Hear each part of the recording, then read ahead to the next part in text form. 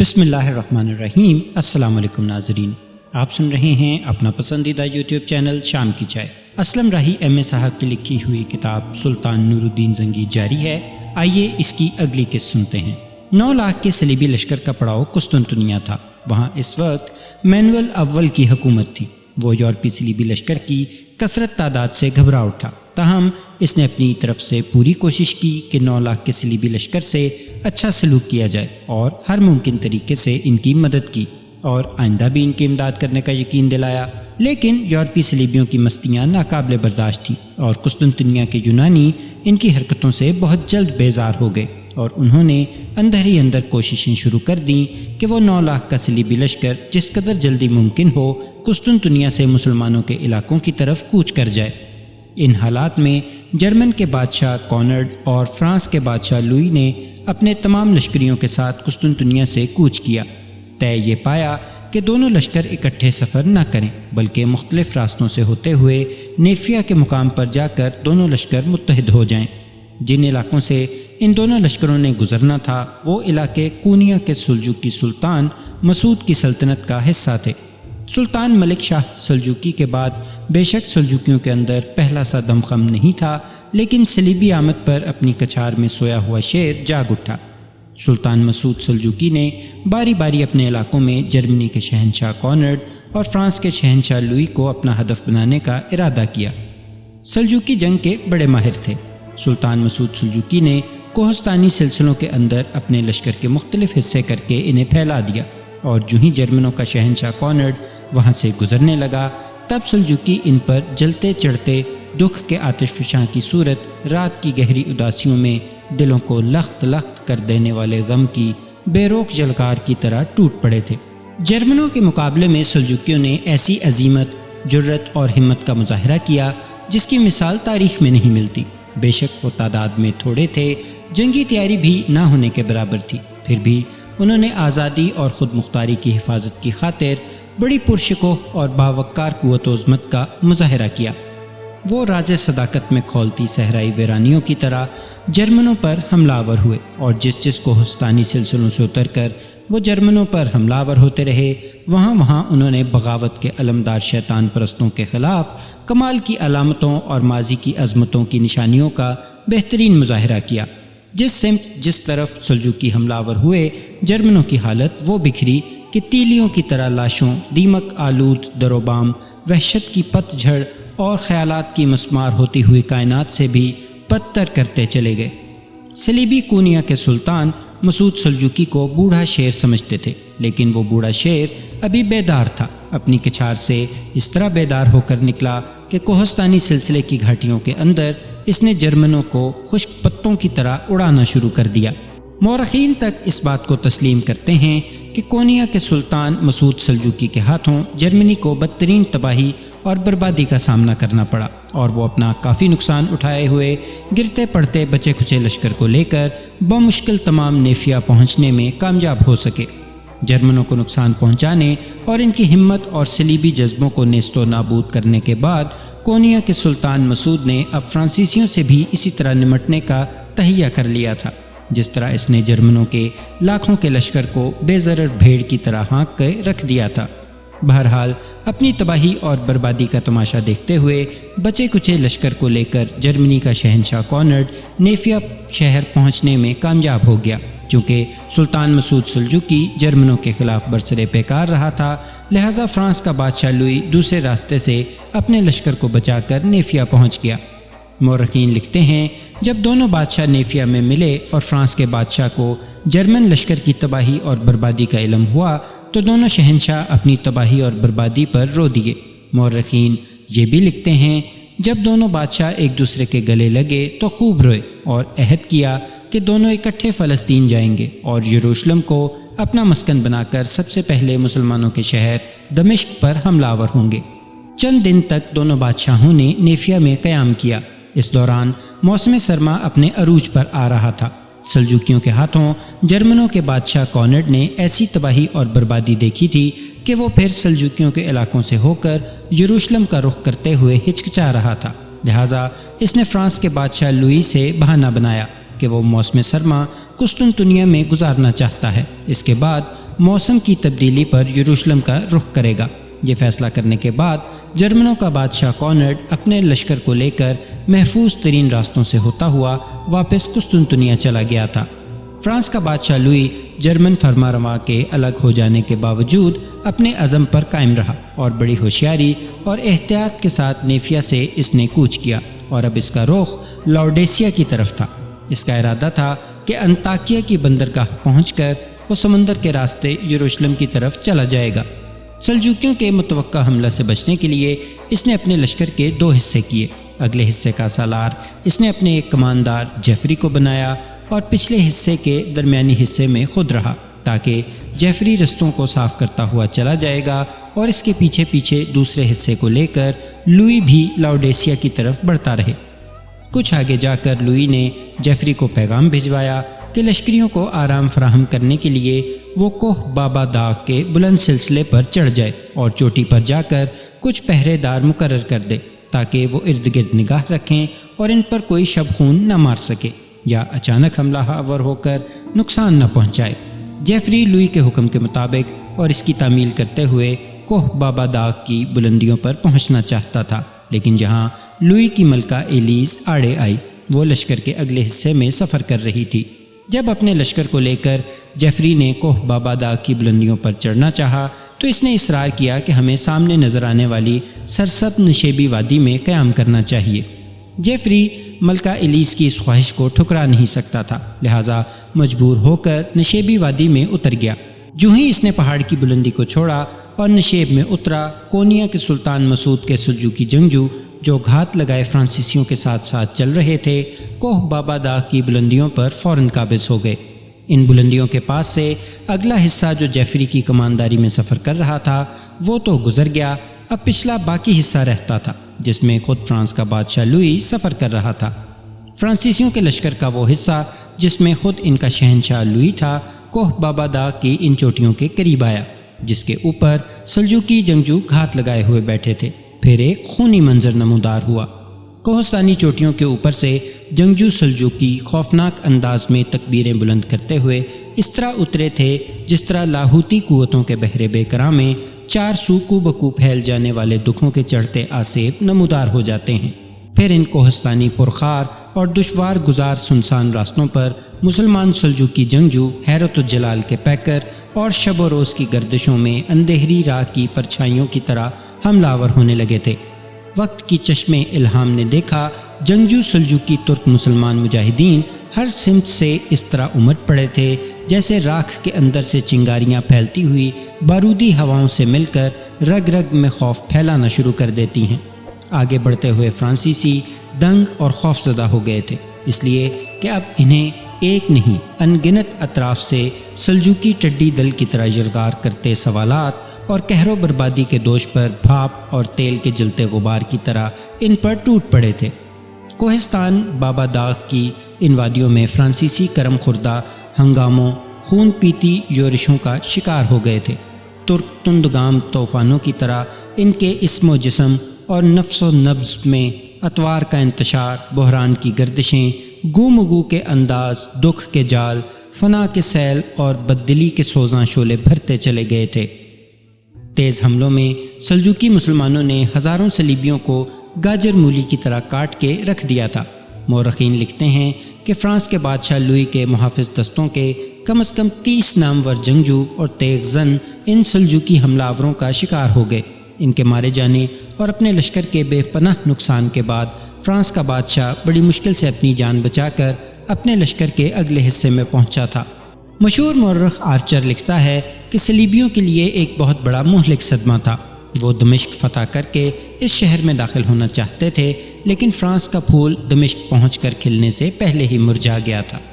صلیبی یہ سمجھتے تھے کہ کوہ بابا داغ کے آس پاس نقصان اٹھانے کے بعد سلجوکی مسلمان ان کا پیچھا چھوڑ دیں گے، لیکن ایسا نہ ہو سکا۔ سلجوکیوں نے دور تک ان کے ساتھ کبھی چھاپا مار، کبھی شبخون کا کھیل کھیلا، جگہ جگہ انہیں پریشان کیا۔ جو لشکری تھوڑی دیر کے لیے علیحدہ ہوتے، ان کا وہ کام تمام کر کے رکھ دیتے، یہاں تک کہ فرانس کا بادشاہ تنگ کوہستانی راستوں سے ہوتا ہوا بڑی مشکل سے انطاکیہ نام کی بندرگاہ تک پہنچنے میں کامیاب ہو گیا۔ جس وقت سلجوکیوں نے فرانسیسیوں پر زوردار حملے کیے تھے، اس وقت فرانسیسی اس طرح بدکے تھے جس طرح خوفناک بکریاں درندوں کے حملہ آور ہونے سے بدکتی ہیں۔ لہٰذا کچھ فرانسیسی انطاکیہ کا رخ کرنے کی بجائے سیدھا آگے بڑھ گئے، اور جب راستے میں انہیں خبر ہوئی کہ جس شاہراہ پر وہ بھاگتے جا رہے ہیں اس سے آگے الربا کا وہ شہر ہے جس کی خاطر صلیبی جنگ کی ابتدا کی گئی ہے، تو ان کی خوشی کی کوئی انتہا نہ تھی۔ انہوں نے قسمت آزمانے کا فیصلہ کر لیا۔ وہ ایک کافی بڑا بلکہ ایک جرار لشکر تھا۔ وہ چاہتے تھے کہ اگر وہ الربا پر اچانک حملہ آور ہو کر قبضہ کرنے میں کامیاب ہو گئے تو راستے میں جس قدر انہیں دشواریاں اٹھانا پڑی ہیں ان سب کی تلافی ہو جائے گی۔ لہٰذا وہ بڑی تیزی سے الربا شہر کے رخ پر آگے بڑھے تھے۔ دوسری جانب فرانس کے بادشاہ لوئی نے انطاکیہ کی بندرگاہ پر زیادہ دیر قیام نہیں کیا۔ اس کو خدشہ تھا کہ کہیں یہاں بھی سلجوکی مسلمان ان پر حملہ آور ہونے یا شب خون مارنے کی ابتدا نہ کر دیں، لہٰذا وہ فی الفور سمندر کے راستے وہاں سے روانہ ہو گیا اور اپنے لشکر کے ساتھ انطاکیہ جا پہنچا۔ ایک روز کارلوس، مرسینا اور مشال تینوں اپنے خیمے میں بیٹھے باہم گفتگو کر رہے تھے کہ خیمے کے دروازے پر مجدد الدین کا چھوٹا بھائی شمس الدین نمودار ہوا اور کہنے لگا، میں اندر آ سکتا ہوں؟ کارلوس نے اسے اندر آنے کے لیے کہا۔ جب وہ ان کے نزدیک گیا تب شکووں بھری آواز میں کارلوس نے اسے مخاطب کیا، شمس الدین بیٹے، یہ جو تم دروازے پر رک کر اندر آنے کے لیے اجازت طلب کرتے ہو تو میرے خیال میں اس میں اجنبیت کا اظہار ہے۔ دروازہ کھلا تھا، ہم تینوں تمہیں صاف دکھائی دے رہے تھے۔ بچے، میں تمہیں اپنے بیٹے کی طرح سمجھتا ہوں۔ مرسینا اور مشال دونوں تمہیں بھائی کہتی ہیں، تم بھی انہیں بہنیں کہہ کر پکارتے ہو۔ اب ایک طرح سے تمہارے ساتھ ہمارا ایک رشتہ ہے بیٹے۔ اس طرح دروازے پر کھڑے ہو کر رکنا ایک طرح کی اجنبیت کا اظہار ہے۔ آؤ میرے قریب بیٹھو۔ شمس الدین بیٹھا نہیں، مسکراتا رہا، پھر کہنے لگا، محترم کارلوس، مرسینا اور مشال میری دونوں بہنیں ہیں۔ تم تینوں کے لیے ایک اچھی بلکہ خوشخبری لے کر آیا ہوں۔ کارلوس نے غور سے شمس الدین کی طرف دیکھا، پھر کہنے لگا، بیٹے اگر کوئی ہمارے لیے خوشخبری ہے تو کہو، دیر کاہے کی؟ اس پر شمس الدین بے پناہ خوشی کا اظہار کرتے ہوئے کہنے لگا، محترم کارلوس، مجھے آپ کے بھائی سمرون، ان کی بیوی ازبل اور بیٹی جمارہ مل گئے ہیں۔ اگر آپ کہیں تو میں انہیں اندر لے کر آؤں؟ شمس الدین کی اس گفتگو سے کارلوس، مرسینا اور مشال تینوں دنگ رہ گئے تھے۔ کارلوس کے زخم اب چونکہ مکمل طور پر ٹھیک ہو چکے تھے اور وہ بالکل تندرست تھا، لہٰذا اپنی جگہ سے اٹھ کھڑا ہوا، خیمے کے دروازے کی طرف بڑھا اور کہنے لگا، بیٹے لگتا ہے تم ان تینوں کو باہر کھڑا کر کے آئے ہو۔ مرسینا اور مشال بھی اٹھ کر کارلوس کے پیچھے ہو لی تھی۔ عین اس لمحہ شمس الدین بھاگا ہوا باہر نکلا۔ پھر جو ہی کارلوس، مرسینا اور مشال خیمے کے دروازے کے قریب پہنچے، باہر سے کارلوس کا بھائی سمرون، اس کی بیوی ازبل اور بیٹی جمارہ داخل ہوئے۔ سب روتے ہوئے ایک دوسرے سے گلے ملنے لگے تھے۔ پھر سب آ کر خیمے میں بیٹھ گئے۔ کچھ دیر تک سمرون، اس کی بیوی اور بیٹی جمارہ تینوں کارلوس کی بیوی، دونوں بیٹوں اور بڑی بیٹی کے مرنے کا دکھ اور افسوس کرتے رہے۔ پھر سمرون جو کارلوس سے بڑا تھا اس کو مخاطب کر کے کہنے لگا، کارلوس میرے بھائی، دراصل امیر مجدد الدین ہمارے کئی ماہ پہلے سے جاننے والے ہیں اور ان کے ساتھ ہمارے بڑے اچھے تعلقات ہیں۔ ہمیں تلاش کرنے میں انہیں تاخیر ایک وجہ سے ہوئی۔ دراصل بھائی، یہاں آ کر ہم نے اسلام قبول کر لیا تھا۔ اس بنا پر جو آدمی امیر مجدد الدین نے ہمیں تلاش کرنے کے لیے بھیجے تھے وہ الربا کے ارمنی محلے میں ہمیں تلاش کرتے رہے، جہاں زیادہ تر عیسائی رہتے ہیں۔ ہم اس محلے میں منتقل ہو چکے ہیں جہاں مسلمانوں کی آبادیاں ہیں، اس لیے انہیں ہمیں تلاش کرنے میں تاخیر ہوئی۔ بہرحال میں محترم مجدد الدین، شمس الدین اور ان کے چچا زاد بھائی خطلخ کا انتہا درجہ شکر گزار ہوں کہ کم از کم انہوں نے آپ تینوں کو تو تعقب کرنے والے فرانسیسی نائٹوں سے بچا لیا۔ اتنا کہنے کے بعد سمرون رکا، پھر دوبارہ کارلوس کو مخاطب کرتے ہوئے کہہ رہا تھا، امیر مجدد الدین کی یہ بھی مہربانی ہے کہ انہوں نے اپنے خیمے میں تم تینوں کے قیام کا اہتمام کیا۔ اب تینوں اٹھو، ہمارے ساتھ گھر چلو۔ اس پر کارلوس بولا اور کہنے لگا، سمرون تم ٹھیک کہتے ہو، لیکن کارلوس اپنی بات مکمل نہ کر سکا، اس لیے کہ اس سے پہلے ہی مرسینا بول پڑی۔ سمرون کو مخاطب کر کے کہنے لگی، ہمارا اس طرح یہاں سے آپ کے پاس چلا جانا بڑا معیوب ہوگا۔ جب تک امیر مجدد الدین یہاں نہیں آتے ان کا ہم پر بڑا احسان اور عنایت ہے۔ اگر ہم ان سے ملے بغیر ہی یہاں سے چلے جائیں تو میں سمجھتی ہوں یہ اخلاقاً اچھا نہیں ہے۔ پھر مرسینا نے شمس الدین کی طرف دیکھا اور کہنے لگی، شمس الدین میرے بھائی، امیر کیوں تمہارے ساتھ نہیں آئے؟ اگر ہمارے چچا، ہماری بہن اور ہماری چچی ازبل مل گئے ہیں تو میرے خیال میں ان کو بھی ان کے ساتھ آنا چاہیے تھا۔ اس پر شمس الدین کی بجائے مرسینہ کا چچا سمران بول پڑا، مرسینہ میری بیٹی، راستے میں شمس الدین نے مجھے سارے حالات بتا دیے ہیں۔ امیر مجدد الدین اس وقت یہاں نہیں ہیں۔ دکھ بھری آواز میں شمس الدین کی طرف دیکھتے ہوئے مرسینہ نے پوچھا، بھائی امیر یہاں کیوں نہیں ہیں؟ کیا وہ ہم سے ملے بغیر واپس حلب جا چکے ہیں؟ اس پر شمس الدین مسکرایا اور کہنے لگا، نہیں میری بہن، ایسی بات نہیں، حلب کی طرف نہیں گئے۔ تم لوگوں کو یہاں تک تو پتا تھا کہ صلیبیوں کے 9 لاکھ کے لشکر نے قسطنطنیہ میں قیام کیا ہوا تھا، پھر انہوں نے وہاں سے کوچ کیا۔ ہمارے مخبر اور نقیب ان علاقوں میں پھیلے ہوئے تھے اور ان کی نقل و حرکت پر نگاہ رکھے ہوئے تھے۔ راستے میں جرمن اور فرانسیسی دونوں لشکروں کو کونیا کے سلجوقی سلطان نے اپنا ہدف بنایا اور انہیں بے پناہ نقصان پہنچایا۔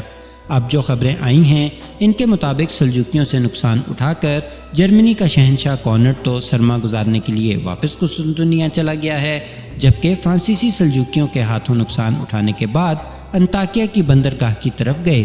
وہاں سے وہ انطاکیہ چلے گئے ہیں اور فرانسیسیوں کے لشکر کا ایک بہت بڑا حصہ جو سلجوکیوں کے حملہ آور ہونے کے بعد اپنے لشکر کے بڑے حصے سے علیحدہ ہو گیا تھا، وہ الربا کا رخ کر رہا ہے۔ سنا ہے اس لشکر میں بڑے منجھے ہوئے اور تجربہ کار فرانسیسی نائٹ ہیں۔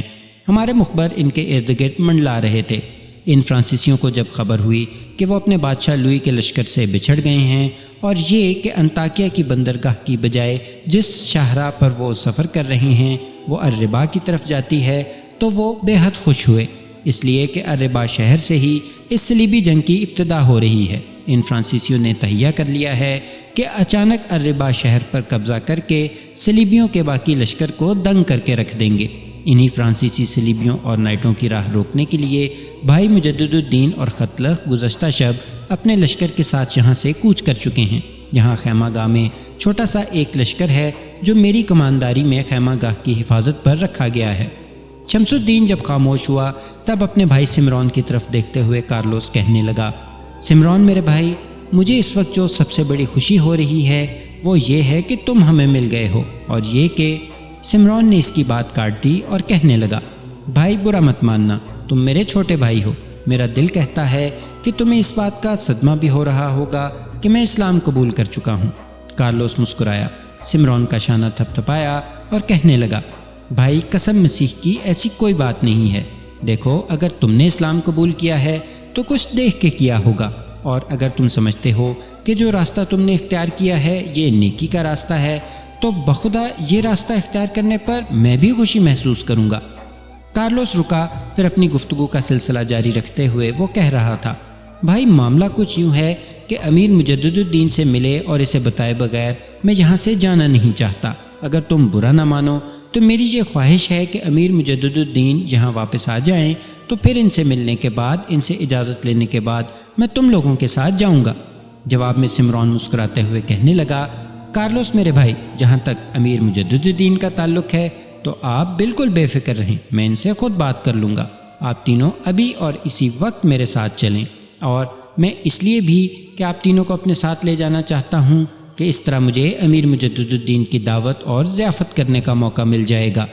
اس وقت اگر تم تینوں میرے ساتھ جاؤ گے تو ظاہر ہے امیر مجدد الدین جب اپنی مہم سے لوٹیں گے تو وہ آپ لوگوں سے ضرور ملنا پسند کریں گے۔ اس موقع پر میں خود ان سے ملاقات کروں گا اور اپنے ہائن کی دعوت کروں گا، جس میں یہ تینوں بھائی شامل ہوں گے۔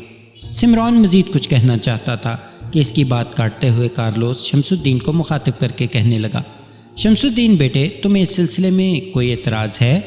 شمس الدین مسکرا دیا اور کہنے لگا، محترم کارلوس، مجھے بالکل کوئی اعتراض نہیں۔ دیکھیے، آپ کے بھائی آپ کو مل گئے ہیں، یہ بہت بڑی خوشی اور آپ کے لیے اطمینان کا باعث ہے۔ اگر یہ ابھی اور اسی وقت آپ کو اپنے ساتھ لے کے جانا چاہتے ہیں تو ہمیں کوئی اعتراض نہیں، آپ تینوں ان کے ساتھ جائیں۔ اس کے علاوہ شمس الدین کی اس گفتگو سے لگتا تھا سمران بے حد خوش ہو گیا تھا۔ فوراً بول پڑا، شمس الدین بیٹے، میں تمہاری اس گفتگو سے بے حد خوش ہوا ہوں۔ بہرحال تینوں کو ابھی اور اسی وقت اپنے ساتھ لے کے جا رہا ہوں، اور جو ہی امیر لوٹیں، شمس الدین بیٹے مجھے اس کی اطلاع کرنا۔ ان کی آمد کے بعد میں تم تینوں کی اپنے ہاں ضیافت کا بہترین اہتمام کرنا چاہتا ہوں۔ پھر سمران اٹھ کھڑا ہوا اور کارلوس کی طرف دیکھ کر کہنے لگا، اب تم تینوں اٹھو اور چلیں۔ شمس الدین بھی کھڑا ہو گیا اور مرسینہ کی طرف دیکھ کر کہنے لگا، مرسینہ بہن اپنا سارا سامان سمیٹو، اس کے باوجود اگر کوئی چیز یہاں رہ جائے گی تو وہ میں تم لوگوں کو پہنچا دوں گا۔ مرسینہ اور مشال اٹھ کھڑی ہوئیں، جلدی جلدی انہوں نے اپنا سامان سمیٹا، پھر تینوں باپ بیٹی سمرون، ازبل اور جمارہ کے ساتھ چلے گئے تھے۔ الربا کی طرف بڑھنے والا صلیبیوں کا لشکر کچھ اس طرح بے فکری سے آگے بڑھ رہا تھا جیسے اپنے مقدر کی لکیریں تلاش کرتے آسمان پر بھورے بادلوں کے قافلے آگے بڑھتے ہیں، جیسے غبار راہ میں اپنے نصیبوں کے نقش پا کے نشانات کے متلاشی کارواں اپنے سفر پر رواں دواں ہیں۔ وہ سایہ سایہ گھر میں تیرگی کے راج کی طرح مطمئن آگے بڑھ رہے تھے۔ انہیں امید نہیں تھی کہ وہ الربا شہر کو فتح کر کے باقی صلیبیوں پر بازی لے جائیں گے، لیکن ابھی وہ الربا شہر سے کافی دور تھے کہ مجدد الدین الدایا اور ختلق بن زاہد کسی اتھاہ بے پایاں، بے کراں، لامحدود اور بے کناں بحر کی طرح ان کی راہ روک کر کھڑے ہوئے۔ صلیبیوں کو اب بھی یقین تھا کہ جس لشکر نے ان کی راہ روکی ہے انہیں اپنے پاؤں تلے رونتے ہوئے وہ الربا پر حملہ آور ہونے میں کامیاب ہو جائیں گے۔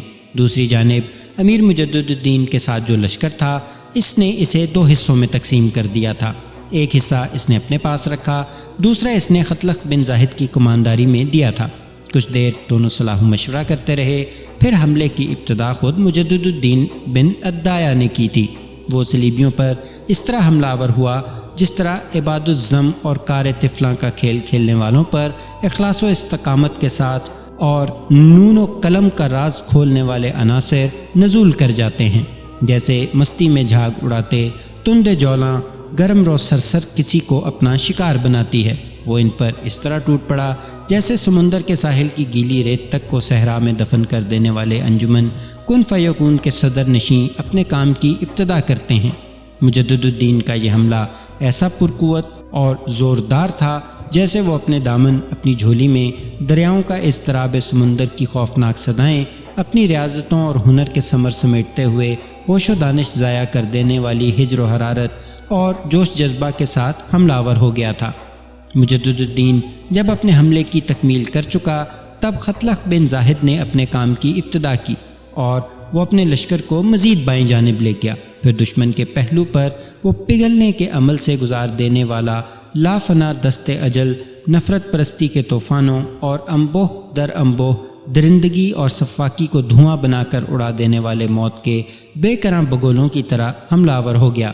مجدد الدین جب صلیبیوں پر حملہ آور ہوا تو صلیبی سارے اس کی طرف سمٹ گئے تھے۔ ان کا ارادہ تھا کہ اس کے حملے کو روک کر جوابی کارروائی کریں گے، مگر ان کی جوابی کارروائی کرنے سے پہلے ہی ختلق بن زاہد نے ان کے پہلو پر ایسی زوردار ضربیں لگائیں کہ جو جوش و جذبہ اور زور مجدد الدین کی طرف بڑھا تھا اس میں سے کچھ کا رخ ختلق بن زاہد کی طرف ہو گیا، جس سے مجدد الدین نے پورا فائدہ اٹھایا اور اپنے سامنے آنے والے صلیبیوں کو اس نے تقریباً رونتے ہوئے اور گھسیٹتے ہوئے آگے بڑھنا شروع کیا تھا۔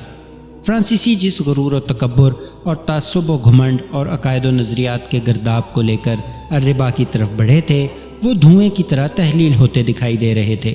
مجدد الدین اور ختلق بن زاہد نے ان پر حملہ آور ہوتے ہوئے اجل کے کھیل کا ایک عجیب سما باندھ کر رکھ دیا تھا۔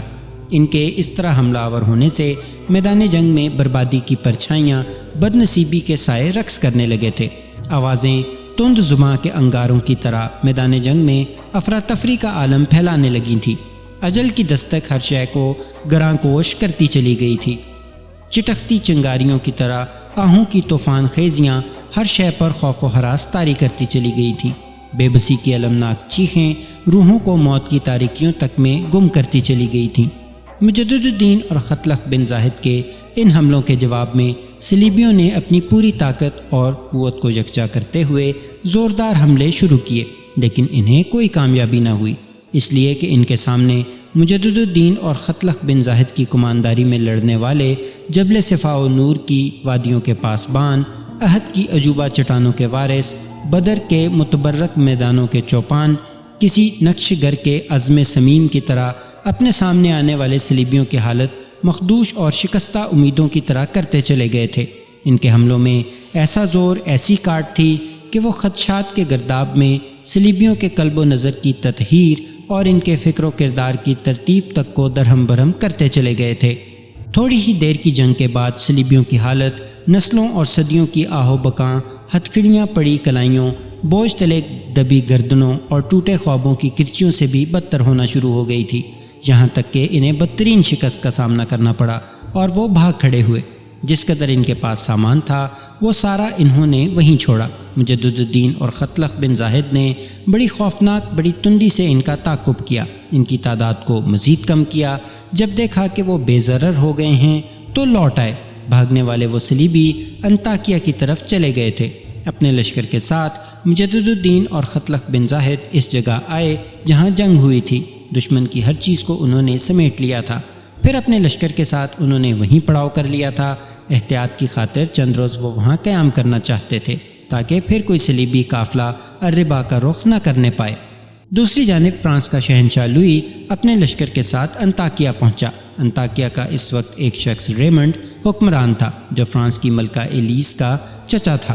انطاکیہ کے بادشاہ ریمنڈ نے فرانس کے بادشاہ اور اس کے لشکر کی فراخ دلی سے خاطر مدارت کی اور ان کی ایسی خدمت کی کہ وہ گزشتہ ان مصیبتوں کو بھول گئے جو انہیں سلجوکیوں کے ہاتھوں برداشت کرنا پڑی تھیں۔